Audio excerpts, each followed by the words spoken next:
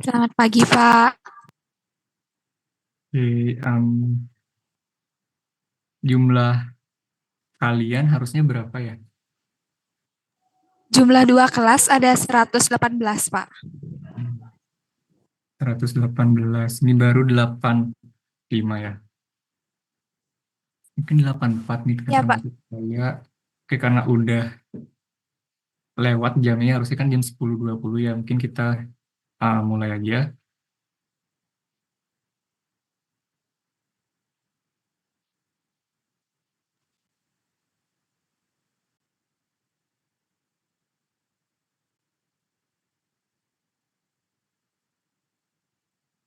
Apa PPT saya bisa dilihat ya? Bisa, Pak.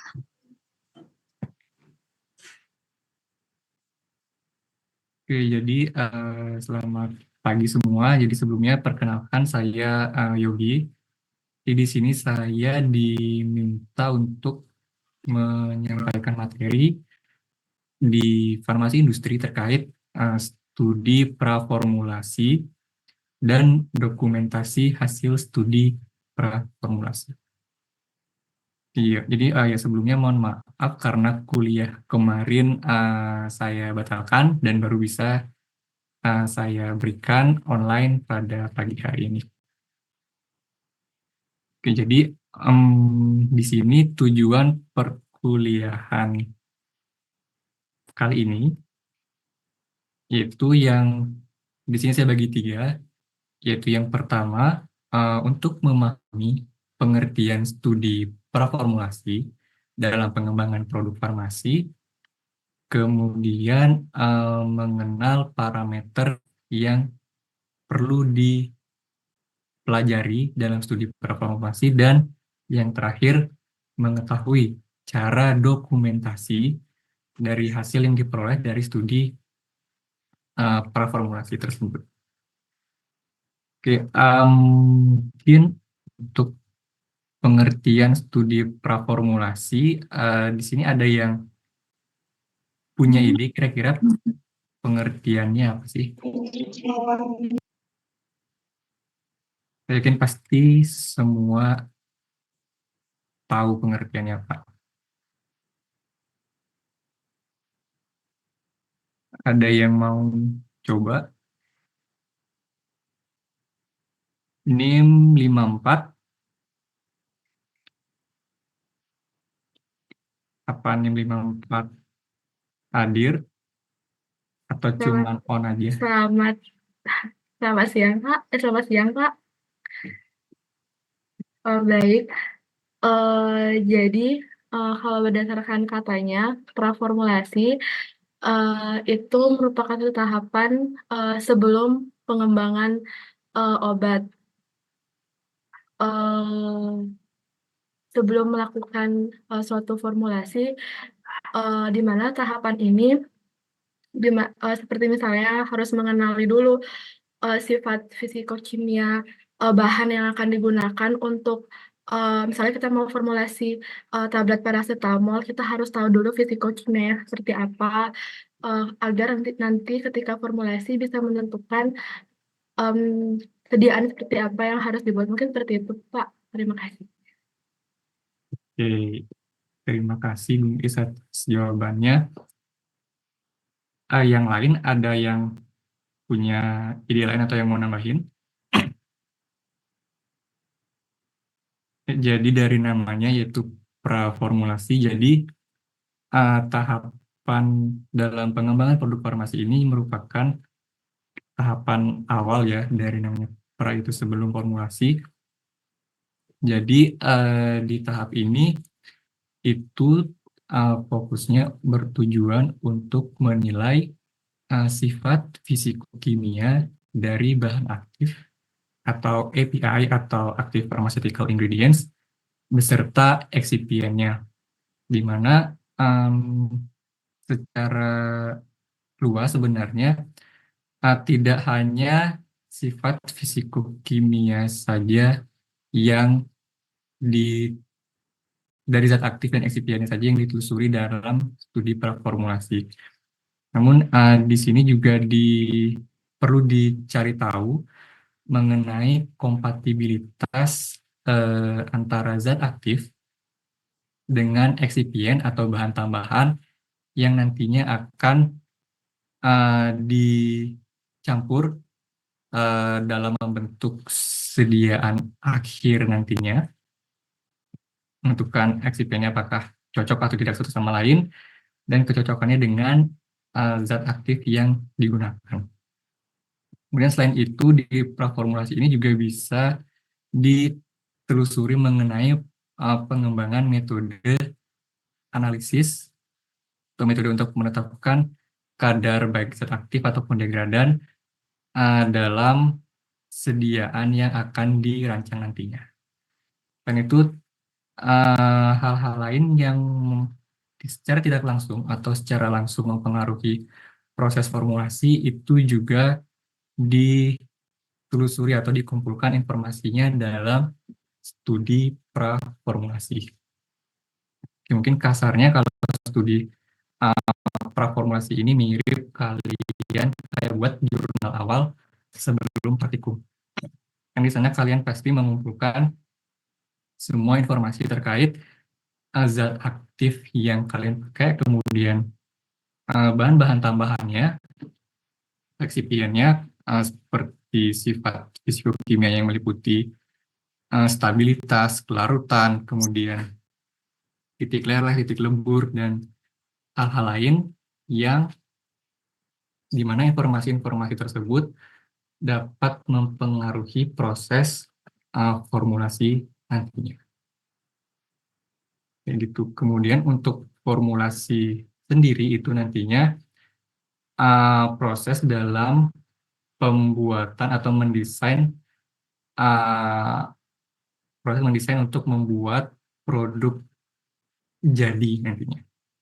Nah, output dari formulasi itu harusnya sudah ditetapkan masing-masing bahan itu berapa komposisinya dan metode pembuatannya seperti apa. Itu kemungkinan juga jenis kemasan dan desainnya yang akan dipasarkan nanti itu juga termasuk ke dalam studi formulasi. Oke, jadi dalam praformulasi itu, terutama di sini di industri farmasi,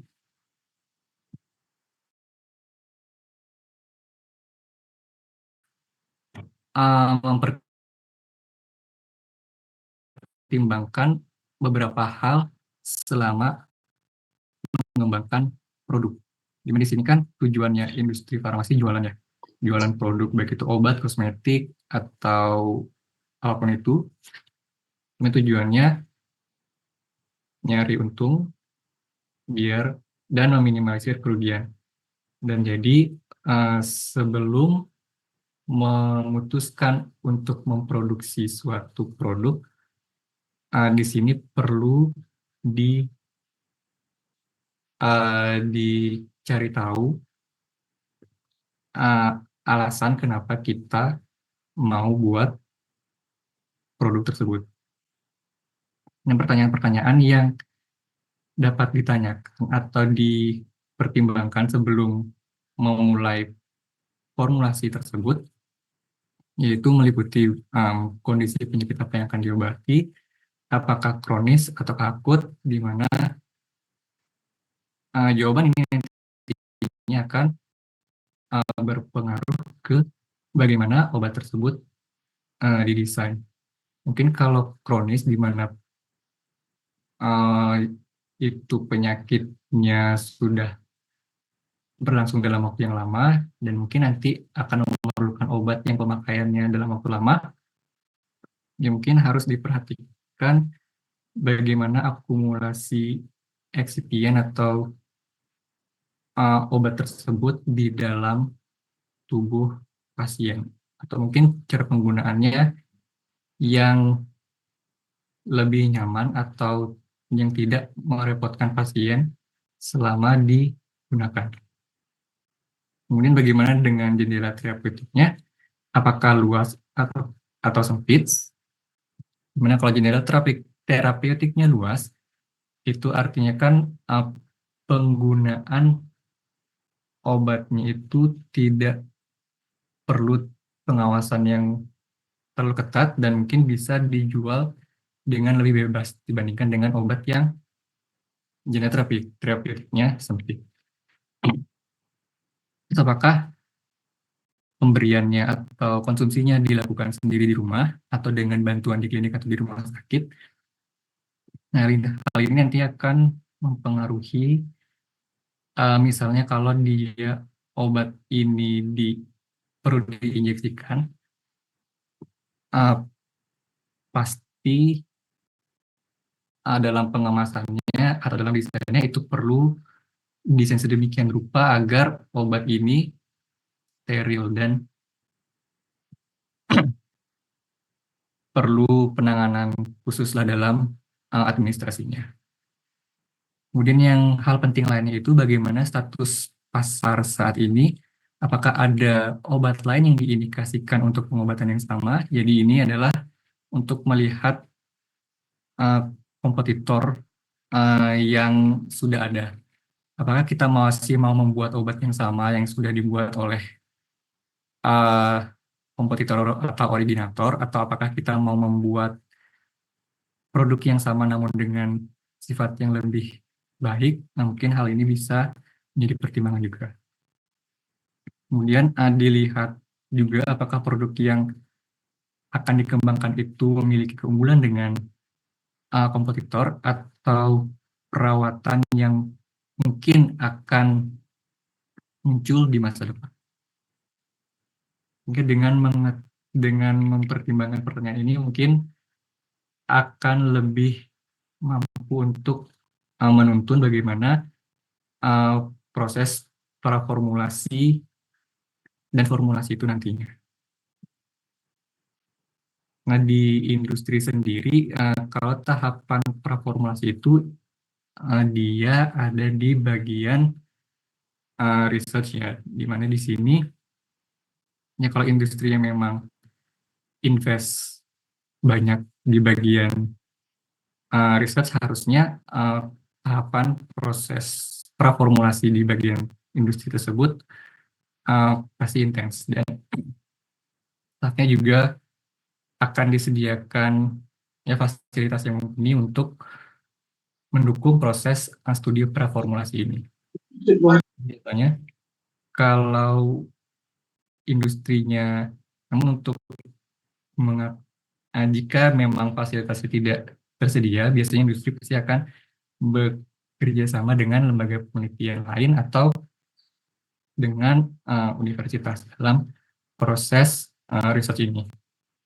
Kemudian di development itu biasanya sudah mulai memasuki fase pengujian obat secara klinis, di mana ada fase 1, fase 2, dan fase 3, dan approval atau proses mendapatkan izinnya.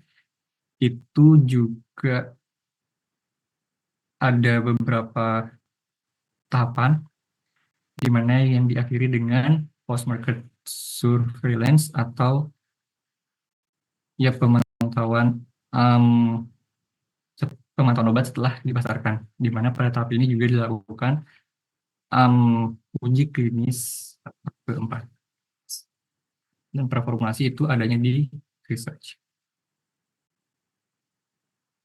Nah, secara lebih detail, tahapan studi praformulasi itu biasanya didahului dengan literatur search atau mencari pustaka-pustaka terkait yang sudah melaporkan mengenai sifat fisikokimia dan aktif atau eksipien yang akan kita pakai dalam formulasi itu.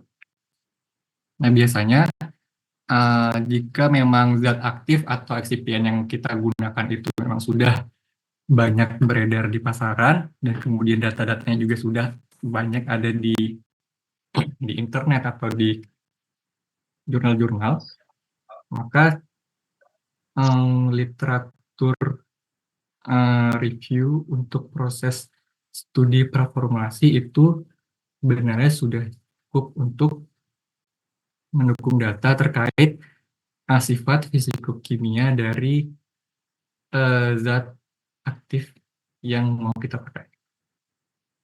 Dimana mungkin kalau masih ada data yang belum dilaporkan di internet terkait sifat fisikokimia dari zat aktif yang mau kita gunakan, itu bisa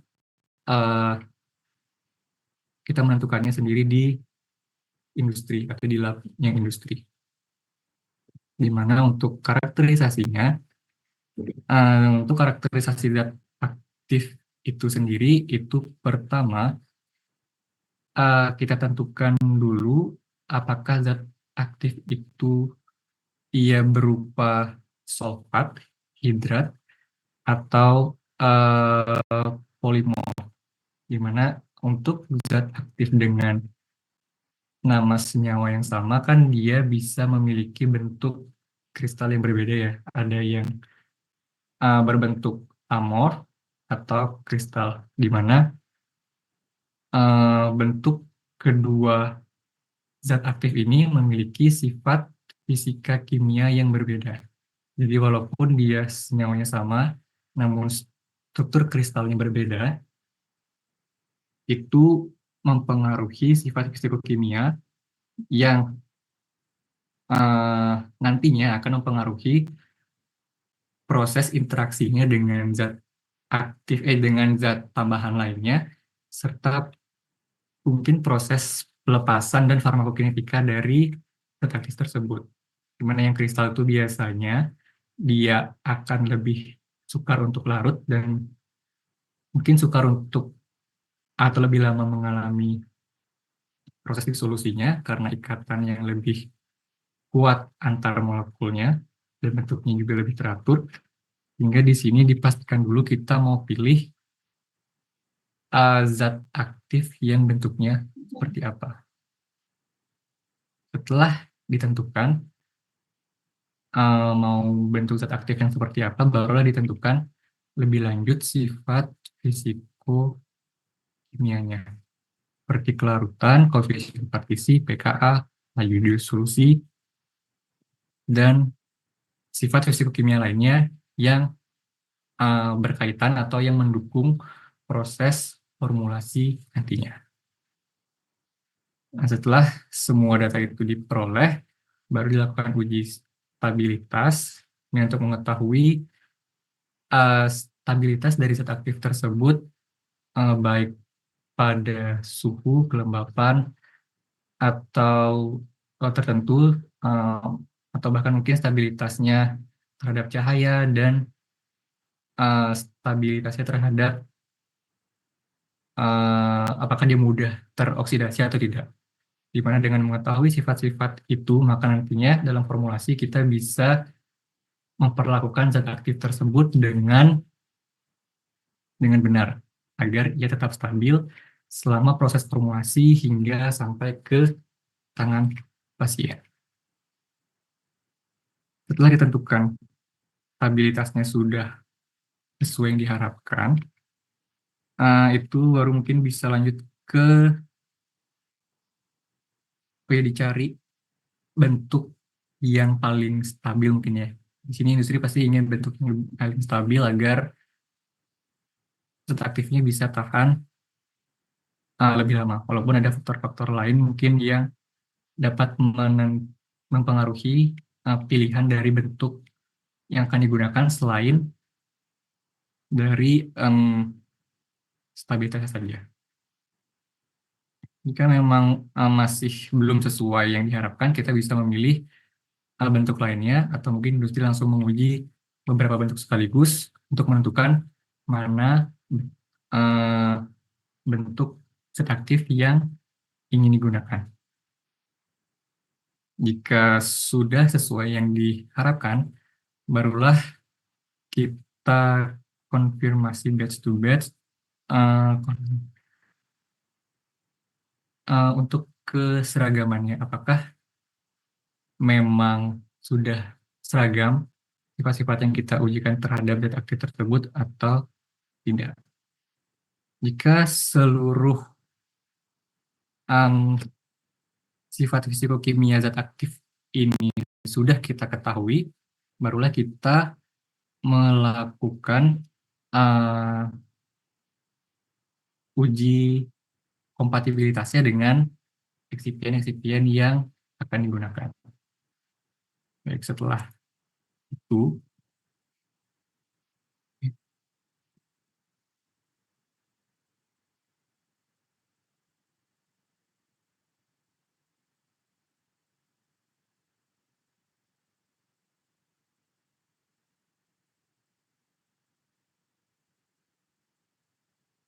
setelah semua data diperoleh, barulah hasil-hasil dari uji praformulasi ini didokumentasikan di worksheet atau lembar kerja dan di laporan praformulasi. Nah, ini adalah bagian dokumentasi nanti.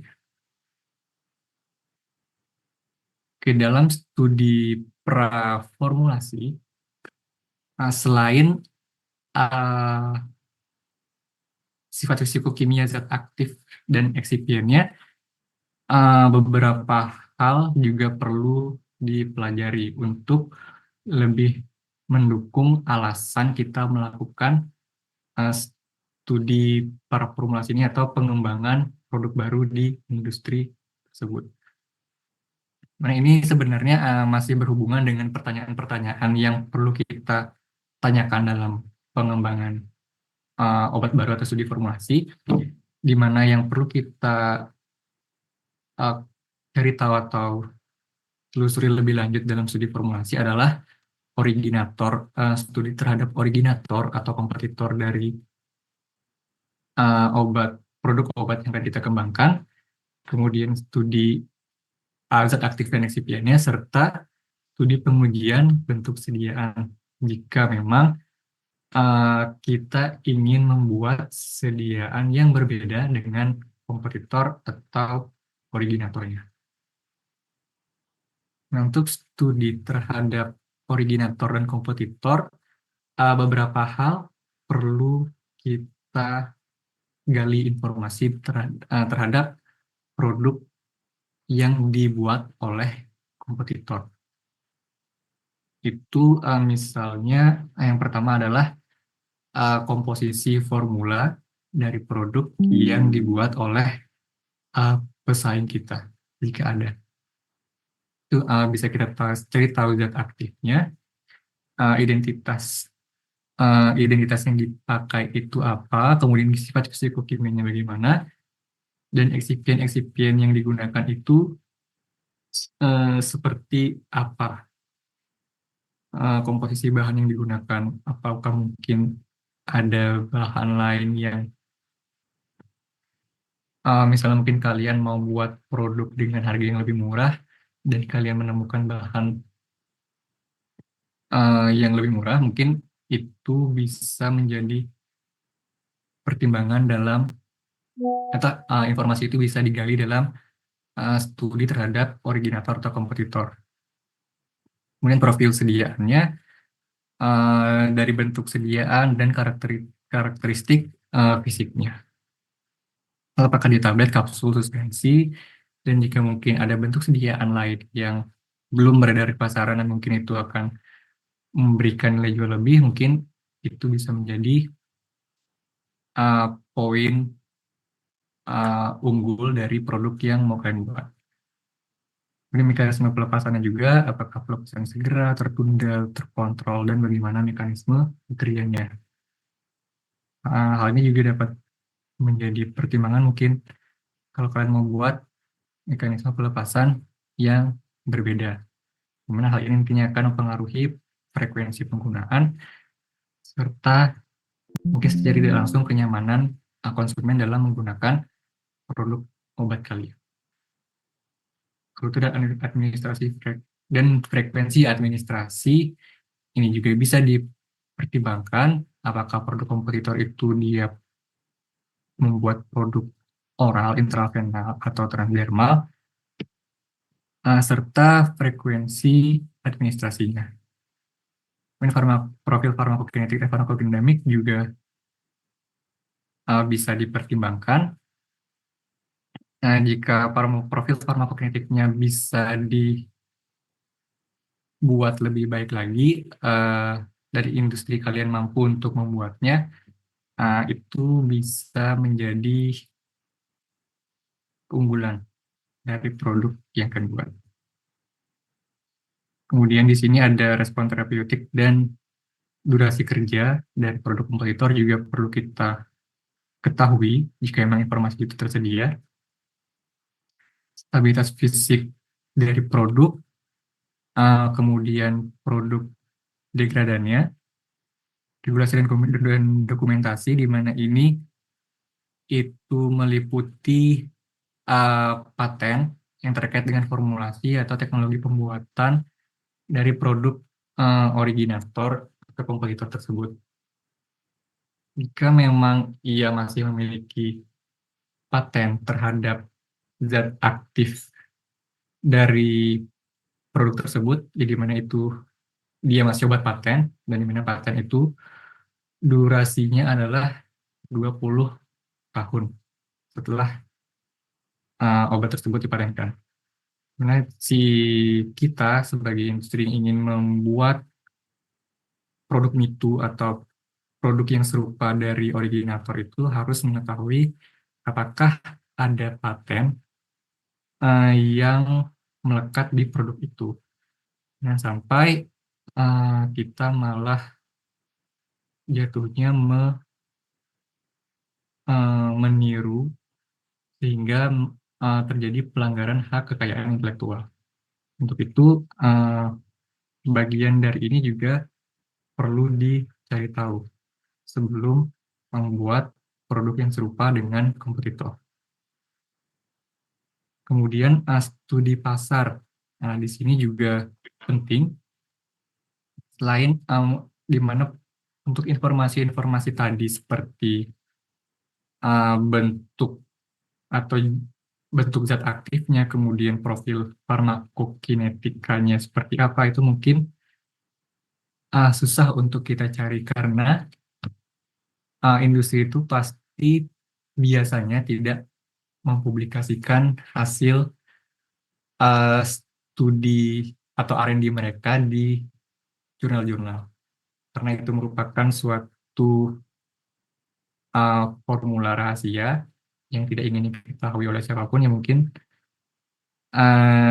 informasi itu akan sulit untuk diperoleh. Mungkin studi pasar bisa kita lakukan untuk mengetahui apakah kira-kira obat yang kompetitor buat itu diterima baik atau tidak di masyarakat, di mana di sini studi pasar atau bagaimana produk itu diterima oleh konsumen dapat menjadi salah satu pendukung dalam studi praformulasi ini, di mana jika misalnya masyarakat merespon dari produk itu harganya terlalu mahal, mungkin kalian bisa membuat produk dengan harga yang lebih murah dengan menurunkan biaya dari bagian apanya mungkin dalam proses produksi. Atau mungkin ada masyarakat ingin bentuk sediaan lain yang lebih nyaman untuk digunakan. Misalnya si kompetitor itu produk yang digunakan kompetitor itu harus dikonsumsi selama 3 kali sehari. Mungkin kalian bisa membuat formulasi yang cukup dipakai atau dikonsumsi sekali sehari saja. Mungkin ada efek samping terhadap lambung, dan mungkin kalian bisa mengembangkan formulasi yang aman bagi lambung. Jadi ya, respon dari masyarakat terhadap produk kompetitor itu sangat bisa menjadi pertimbangan dalam pengembangan obat baru.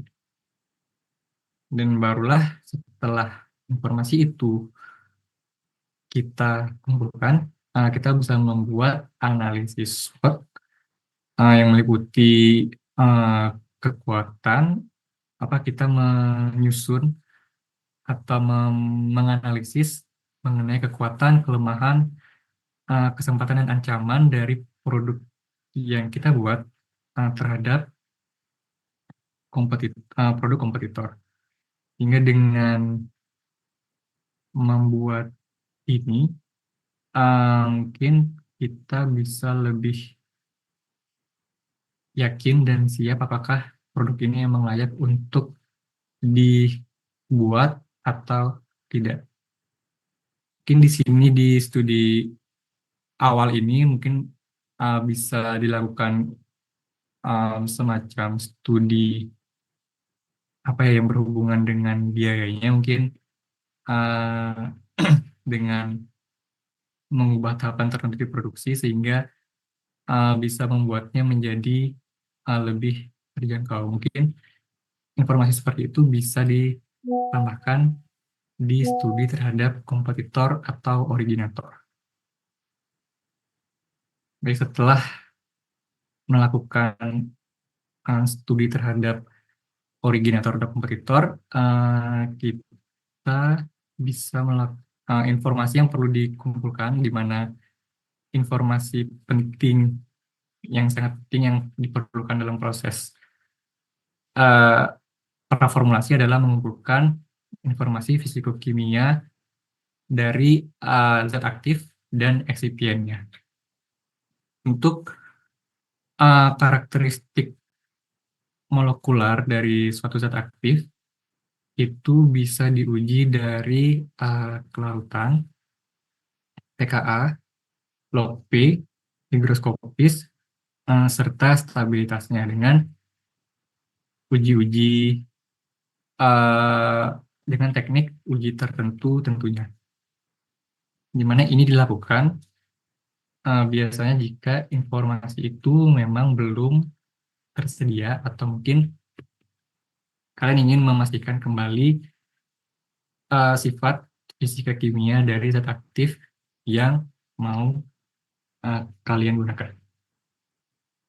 Kemudian karakteristik lainnya yang bisa dipelajari itu ada melting point, kemudian ideal solubility, physical forms, particle shapes, densitas, flow property, compressibility, serta excipient compatibility tentunya. Dengan teknik-teknik analisis tertentu.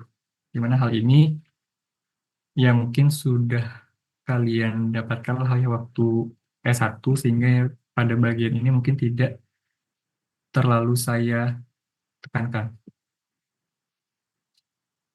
Kemudian setelah pengumpulan informasi sifat fisikokimia, di sini kita bisa menambahkan informasi terkait bentuk sediaan yang mau dibuat. Terutama kalau bentuk sediaannya berbeda dengan kompetitor. Ini sediaan yang mau dibuat itu ditentukan apakah membuat tablet, kapsul, larutan, suspensi atau krim, dan karakteristik api dan tujuan terapeutiknya. Mungkin ada misalnya industri kosmetik yang membuat obat, bukan obat, kosmetik untuk pelembab wajah, dan mungkin dia menggunakan basis krim. Mungkin kalian bisa membuatnya dalam bentuk gel yang tidak lebih berat daripada krim. Kemudian rute yang sesuai juga kita tentukan. Jika kita membuat injeksi, apakah mungkin injeksinya mau intravena atau subkutan atau injeksi lainnya, itu bisa dirinci dan ditentukan dulu terkait rute administrasinya. Di mana bentuk sediaan dan rute administrasi yang kita tentukan itu tentunya mempengaruhi profil farmakokinetika dari zat aktif tersebut. Obat yang gampang terlepas dari matriksnya, pasti dia lebih cepat untuk mengalami absorpsi. Dan semua parameter yang terkait dengan yang mempengaruhi profil farmakokinetika itu bisa lebih diperdalam di bagian studi pengajuan bentuk kesediaan ini. Poin keuntungan dan kerugian dari bentuk sediaan baru yang diajukan itu juga bisa lebih dirinci, lebih dijelaskan dengan lebih rinci lagi di bagian ini, sehingga kita yakin produk yang kita buat itu layak untuk dikembangkan dan dipasarkan.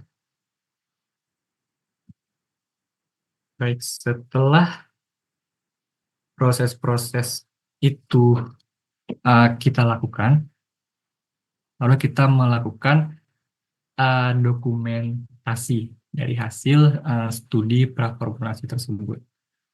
Di mana studi praformulasi ini penting karena yang pertama itu dengan melakukannya dokumentasi itu memungkinkan peneliti lain dapat mengulangi metode yang kita gunakan dan harusnya memberikan hasil yang sama jika reproduksibilitasnya bagus. Kemudian hal ini juga terkait dengan kepatuhan regulasi karena instansi seperti BPOM itu memang meminta industri, tidak hanya industri tapi juga rumah sakit, apotek ataupun PBF untuk melakukan dokumentasi yang baik selama kita lakukan praktik kefarmasian. Karena dengan dokumentasi ini, maka segala hal yang kita lakukan itu tercatat dan hal ini itu menjadi dasar atau pertimbangan dalam proses audit atau evaluasi atau akreditasi nantinya. Jadi dari data-data yang terdokumentasikan dengan baik inilah evaluasi itu bisa dilakukan. Kemudian hal ini juga dokumentasi yang baik juga memungkinkan untuk pengambilan keputusan yang tepat mengenai pilihan formulasi, rute administrasi, dan kombinasi eksipien. Karena semua hasil-hasilnya itu sudah tercatat di sana, jadi kita bisa dengan lebih mudah untuk membandingkannya satu sama lain sebelum memutuskan yang mana yang mau dipilih. Kemudian dokumentasi yang baik juga memfasilitasi komunikasi yang efektif antar anggota tim penelitian atau pihak lain yang mungkin terlibat. Nah, di sini untuk praformulasi itu mungkin di bagian R&D ya, di mana setelah menemukan si personal R&D itu menemukan formula yang sudah tepat, yang mungkin itu pasti perlu disampaikan ke bagian lain, mungkin untuk produksi atau QC atau QP, di mana dengan dokumentasi yang baik ini proses itu akan berjalan dengan efektif. Selain itu, studi praformulasi, dokumentasi juga bisa juga bisa membantu jika ada masalah, karena dengan dokumentasi yang baik, itu sumber-sumber masalah bisa terlacak dan kita bisa mencari solusi yang tepat. Kemudian dokumentasi juga menyediakan catatan sejarah tentang pengembangan produk yang dapat bermanfaat dalam audit dan evaluasi di masa mendatang. Ya, jadi dokumentasi ini itu kalau kalian skripsian pasti buat logbook kan. Ya, dokumentasi di industri juga dilakukan. namun di situ dengan dokumen-dokumen yang lebih terorganisir dan sistematis lah. Karena dari dokumen itu tidak hanya akan dilihat oleh yang mengerjakan studi formulasi ini, namun juga akan disampaikan ke pihak-pihak lain yang terlibat, sehingga proses pencatatannya harus benar-benar jelas, detail, dan bisa dimengerti oleh semua pihak yang terlibat. Nah, dokumentasi dalam studi praformulasi ini itu kalau saya cari di CPUB itu enggak nemu yang secara eksplisit mengatakan dokumentasi apa saja yang diperlukan dalam studi praformulasi, tapi berdasarkan skema yang tadi saya tampilkan di slide awal, itu kita memerlukan lembar kerja dan laporan hasil studi praformulasi. Di sini di industri farmasi ini apa kalian ada diajarkan terkait dokumentasi? Topik khusus dokumentasi ada atau enggak ya?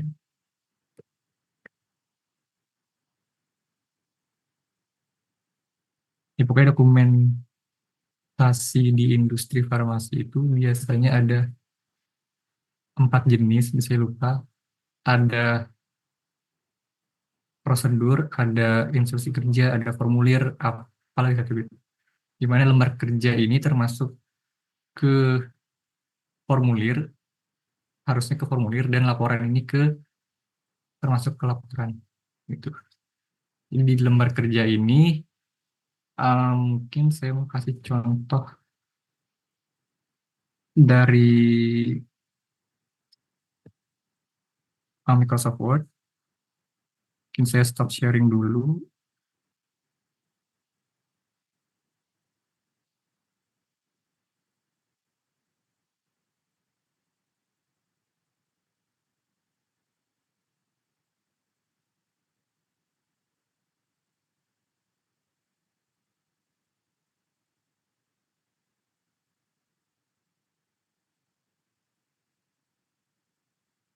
Apa share screen saya bisa dilihat? Terlihat, Pak. Oke, jadi untuk lembar kerja itu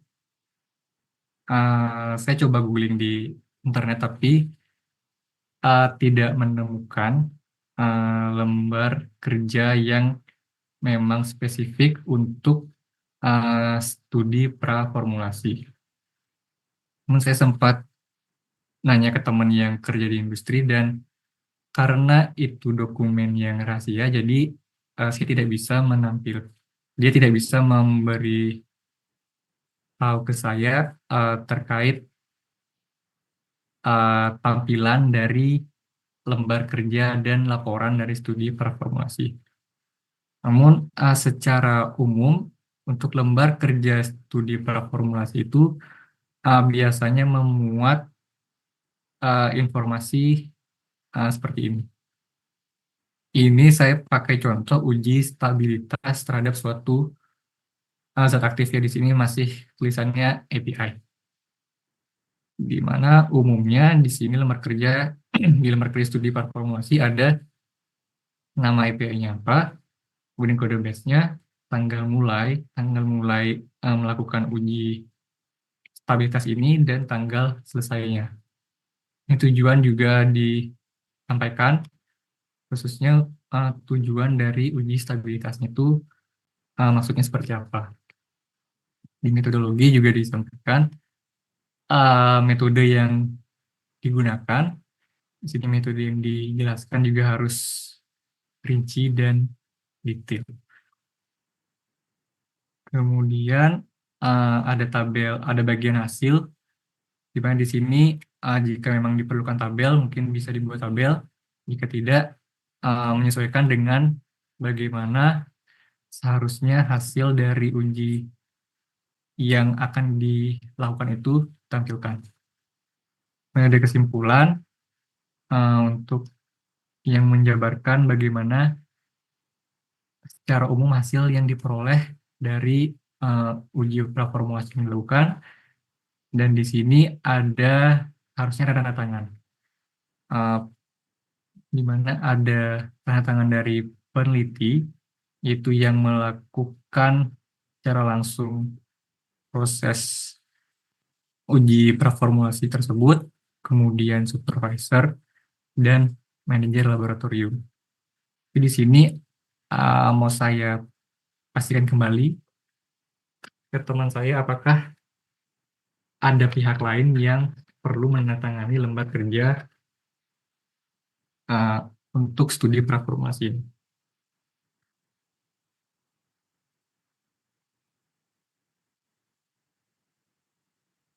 Terus kalau semua uji-ujinya itu sudah dilakukan, nanti akan seharusnya akan ada laporannya.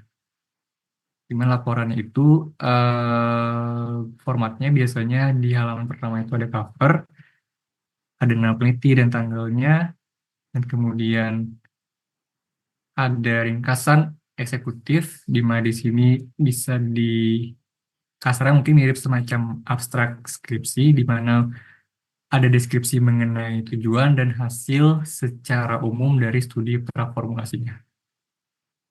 Kemudian ada pendahuluan, dijelaskan mengapa studi praformulasi ini penting untuk dilakukan, beserta tujuan spesifiknya. Kemudian barulah masuk ke bagian-bagian yang menjadi aspek dalam studi praformulasi ini, meliputi studi originatornya, meliputi parameter apa saja yang sudah digali informasinya dari originator tersebut. Kemudian studi API dan excipient, di mana di sini dijabarkan mengenai bahan dan peralatan yang digunakan, kemudian prosedur pengujiannya juga dijabarkan dengan detail, beserta hasil dan pembahasan mungkin jika diperlukan, beserta interpretasinya. Setelah itu barulah studi pengajuan bentuk sediaan, jika memang mengajukan bentuk sediaan baru kesimpulan, dan yang keenam itu rekomendasi mengenai hasil yang diperoleh. Apakah perlu dilakukan langkah yang seperti apa agar hasil formulanya menjadi lebih baik. Kemudian ada lampiran yang mungkin berisi data-data mengenai spektrum FDR atau grafik DSC atau data pendukung lainnya yang terlalu banyak jika diletakkan di bagian hasil dan pembahasan. Yang terakhir barulah referensi yang digunakan dalam penyusunan laporan dari studi praformulasi. Oke, untuk format mungkin secara garis besar untuk dokumentasi studi praformulasi seperti ini.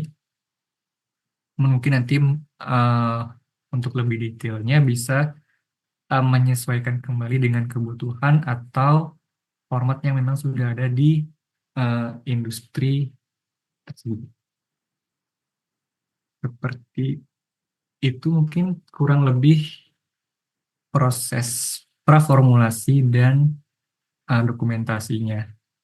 Jadi ini ya mungkin semacam, ya karena ini sangat berhubungan dengan riset ya, studi praformulasi ini ya jatuhnya ini kayak ngerjain skripsi ya, tapi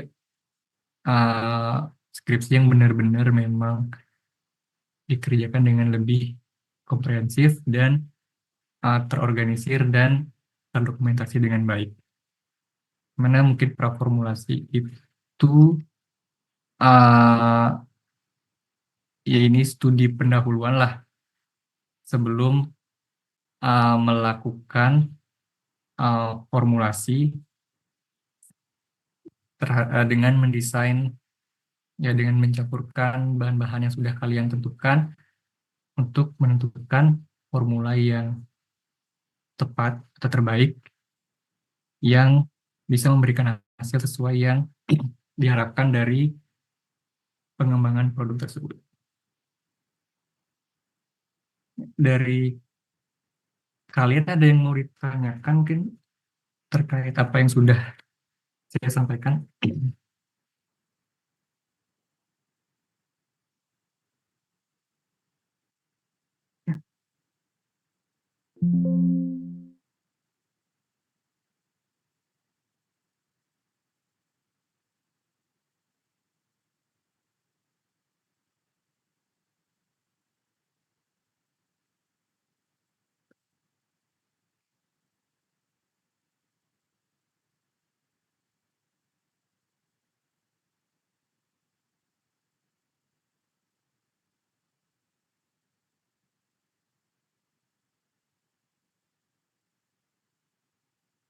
Di 115 ya.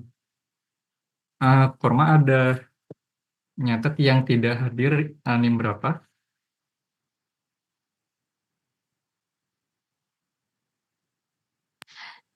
Mohon izin Pak, coba saya cek sekarang nih Pak. Oh iya nanti infoin ke saya ya yang nggak hadir itu NIM berapa.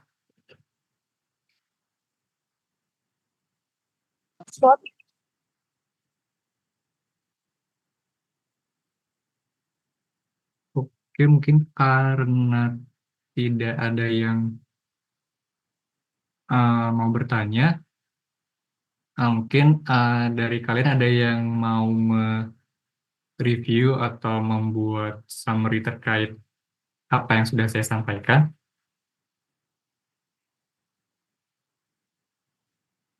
Apa ya, NIM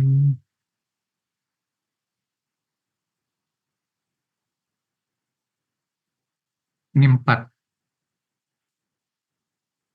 NIM 4 tadi siapa ya namanya?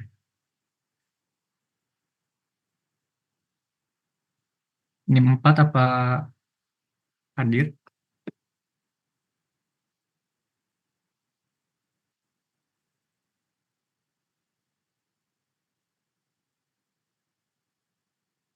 NIM 4 nggak ada ya. NIM 44.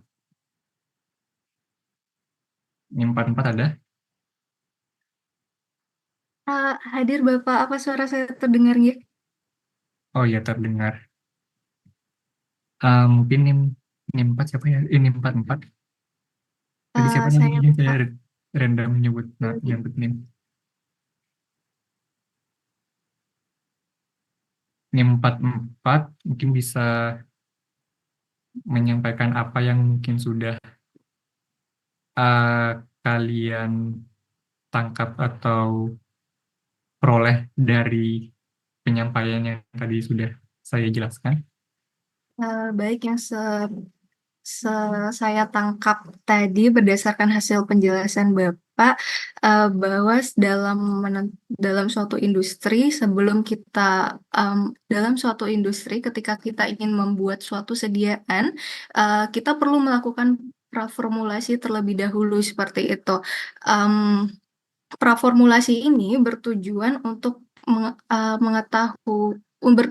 menentukan bahan-bahan apa saja yang nantinya cocok untuk sediaan yang ingin kita buat seperti itu. Semisal sebagai contoh kita ingin membuat suatu sediaan krim dengan bahan aktif atau berupa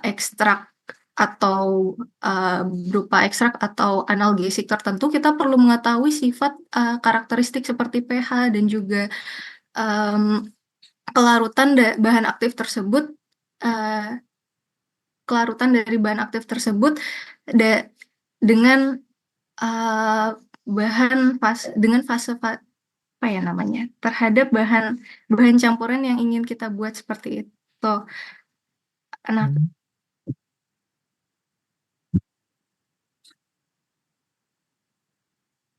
dengan begitu kita bisa mengetahui, kita bisa menentukan dengan begitu kita bisa menentukan efektivitas dari obat-obat tersebut seperti itu. Nah, selain ya kurang lebih seperti itu dari preformulasi. Kemudian tadi Bapak juga sedikit memaparkan tentang em, formulir seperti itu, formulir eh, Lembar kerja ini. Iya, komunikasi. iya, formulir nanti untuk menulis atau kurang lebih bagaimana cara kita melakukan praformulasi tersebut. Kurang lebih itu saja yang bisa saya tangkap dari presentasi Bapak. Untuk sekurangnya saya mohon maaf. Terima kasih, Pak. Oke, terima kasih Dewi Purwani. Yang lain mungkin NIM berapa ya, lagi satu. Ini kan udah. NIM 41. NIM 41 apa hadir atau AFK?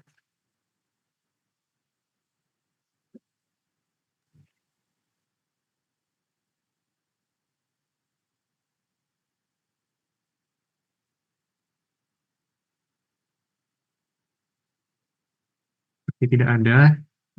NIM 61.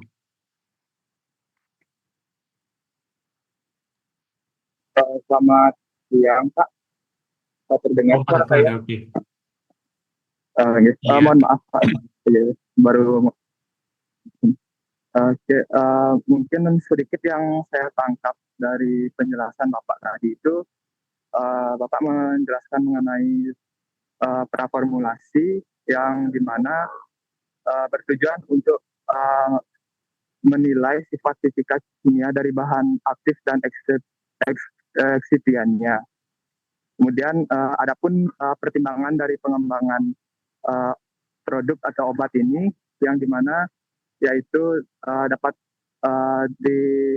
kita lihat dari pertanyaan yang tadi Bapak paparkan seperti kondisi penyakit apa yang diperlukan oleh kondisi penyakit seperti apa yang dialami pasien, kemudian bagaimana jendela terapeutiknya, kemudian apakah pemberian dan konsumsi yang dilakukan sendiri di rumah atau dengan bantuan klinik ataupun rumah sakit, dan bagaimana status pasar saat ini. Selain itu, ada Bapak jelaskan mengenai dokumentasi studi preformulasi yang dimana terdapat lembar kerja dan juga di dokumentasi ini terdapat lembar kerja dan juga laporan hasil studi praformulasi yang dimana nanti pada lembar kerja ini berisikan bagaimana metode yang kita lakukan dan serta berisi juga tujuan dari apa yang akan kita apa formulasi yang akan kita lakukan. Seperti itu, Pak. Mohon maaf sedikit saya tangkap dari penjelasan Bapak tadi. Oke, baik. Terima kasih atas jawabannya. Dapat di Reza ya tadi namanya, kalau salah. Oke, jadi secara umum studi praformulasi ini ya tujuannya untuk mengumpulkan informasi-informasi mengenai terutama sifat fisikokimia dari zat aktif dan eksipien yang akan digunakan. 5 informasi ini juga meliputi kompatibilitas antar bahan, termasuk juga sebenarnya dengan kemasan dan stabilitasnya. Nah, selain sifat psikokimia bahan, informasi penting lainnya yang mendapat mendukung terkait perlunya melakukan studi praformulasi atau pengembangan produk yang baru ini adalah studi terhadap kompetitor atau originator serta studi terkait pengajuan bentuk sediaan baru. Di mana dalam studi formulasi ini itu setelah proses itu dilakukan perlu dilakukan dokumentasi dengan baik, baik dalam bentuk lembar kerja, terutama itu untuk merekam atau mencatat hasil-hasil yang diperoleh selama kita melakukan pengujian itu, dan dalam bentuk laporan akhir dari studi praformulasi. Mungkin secara garis besar seperti itu yang bisa saya sampaikan pada perkuliahan pagi ini.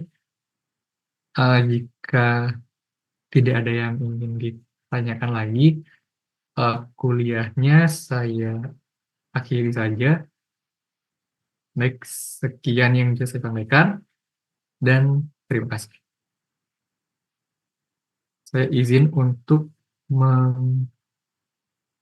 end meeting. Terima kasih.